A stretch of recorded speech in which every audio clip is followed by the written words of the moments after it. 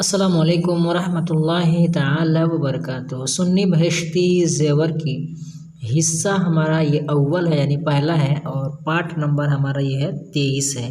निफास का बयान है, यहाँ से हम पढ़ेंगे। चलिए वीडियो को शुरू करते हैं। बिस्मिल्लाहिर्रहमानिर्रहीम। हम पहले बयान कर आए हैं कि बच्चा पैदा होने के बाद जो खून औरत के आगे के मकाम से आता है उसे निफास कहते हैं। अब उसके मुतालिक मसाइल बयान करते हैं। मसला नंबर 1, निफास में कमी की जानिब कोई मुद्दत मुकर्रर नहीं।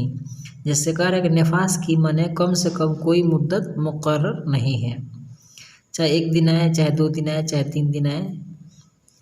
आधे से ज़्यादा बच्चा निकलने के बाद एक आन भी खून आया वो निफास है और ज़्यादा से ज़्यादा उसका ज़माना 40 दिन रात है।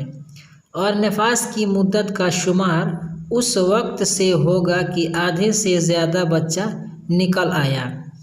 और इस बयान में जहाँ बच्चा पैदा होने का लफ्ज़ आएगा इसका मतलब आधे से ज़्यादा बाहर आ जाना है। आम कुतुब मैंने बोलते हैं ना, आम कुतुब यानी हर किताब में ये मसला बयान किया गया है। नंबर 2, किसी औरत को 40 दिन से ज़्यादा खून आया तो अगर उसके पहली बार बच्चा पैदा हुआ है या ये याद नहीं कि इससे पहले बच्चा होने में कितने दिन खून आया था तो 40 दिन रात निफास है, बाकी इस्तिहाज़ा है।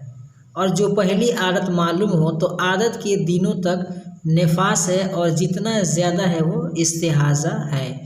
जैसे आदत 30 दिन की थी और इस बार 45 दिन आया तो 30 दिन निफास के और 15 दिन इस्तिहाज़ा के। मसला नंबर 3 बता रहे हैं कि बच्चा पैदा होने से पेशतर यानी पहले जो खून आया निफास नहीं बल्कि इस्तिहाज़ा है यानी बीमारी का खून है, अगरचे आधा बाहर आ गया हो। नंबर 4 बता रहे हैं कि हमल साकित हो गया। जैसे मान लीजिए बच्चा, अगर किसी के पेट में बच्चा था वो मतलब गिर गया और उसका कोई उज़्व बन चुका है जैसे हाथ, पाँव, उंगलियां, तो ये खून निफास है। वरना अगर 3 दिन रात तक रहा और उससे पहले 15 दिन पाक रहने का ज़माना गुजर चुका है तो हैज़ है।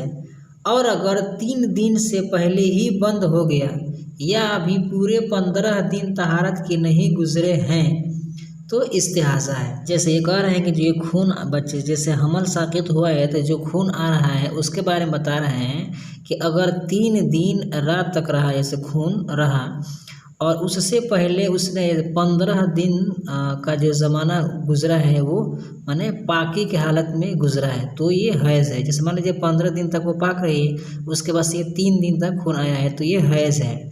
और अगर 3 दिन से पहले ही बंद हो गया, जैसे मान लीजिए अगर 3 दिन से पहले ही बंद हो गया, 3 दिन नहीं आया, 2 ही दिन आया है और अभी पूरे 15 दिन तहारत के नहीं गुजरे हैं तो इस्तिहाज़ा है। जैसे मान लीजिए 15 दिन गुजरे भी नहीं हैं और 2 ही दिन आया है तो ये इस्तिहाज़ा है, वही ये समझा रहे हैं।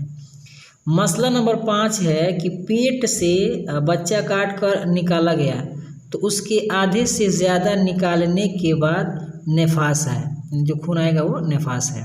मसला नंबर 6 है कि हमल साकित होने से पहले कुछ खून आया कुछ बाद को तो पहले वाला इस्तिहाज़ा है, बाद वाला निफास है। ये इस सूरत में है कि जब कोई उज़्व बन चुका हो, वरना पहले वाला अगर हैज़ हो सकता है तो हैज़, वरना इस्तिहाज़ा, जैसा कि अभी ऊपर गुजरा। जैसे ऊपर हम लोग मसला नंबर 4 में जो पढ़े हैं वही बता रहे हैं।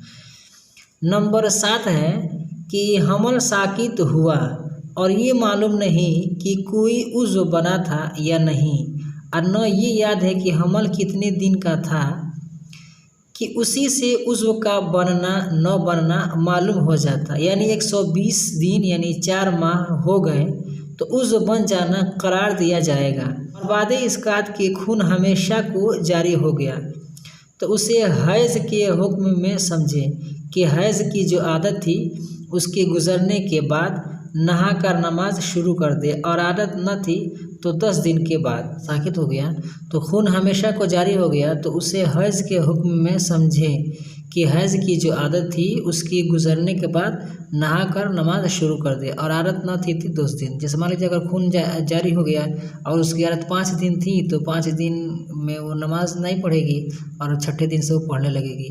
और वरना अगर उसको मालूम ही नहीं था कि कितना दिन आता है तो 10 दिन को गिनेगी, 10 दिन के बाद से वो फिर नहा कर भी वो नमाज वगैरह पढ़ेगी। 9 है कि जिस औरत के 2 बच्चे जुड़वा पैदा हुए, यानी दोनों की पैदाइश के दरमियान 6 महीने से कम ज़माना है, तो पहला बच्चा ही बच्चा होने के बाद से नेफास समझा जाएगा। फिर अगर दूसरा 40 दिन के अंदर पैदा हो और खून आया तो पहले से 40 दिन तक नेफास है, फिर इस्तिहाज़ा। और अगर 40 दिन के बाद पैदा हुआ तो उस पहले के बाद जो खून आया इस्तिहाज़ा है, नेफास नहीं। मगर दूसरे के पैदा होने के बाद भी नहाने का हुक्म दिया जाएगा। जैसे इनका कहने का मकसद ये है कि जैसे नेफास जो है वो 40 दिन है, तो कहने का मतलब ये है कि जैसे मान लीजिए 2 बच्चा पैदा हुआ, तो अगर एक बच्चा पैदा हुआ है और दूसरा बच्चा 40 दिन से अगर पहले पैदा हुआ है तो 40 दिन तक तो नेफास है। तो अगर 40 दिन से पहले पैदा हुआ है तो नेफास का खून माना जाएगा, और 40 दिन के बाद हुआ है तो पहले वाला नेफास का माना जाएगा और दूसरा वाला जो है वो इस्तिहाज़ा का माना जाएगा, जो यहाँ पे बता रहे हैं।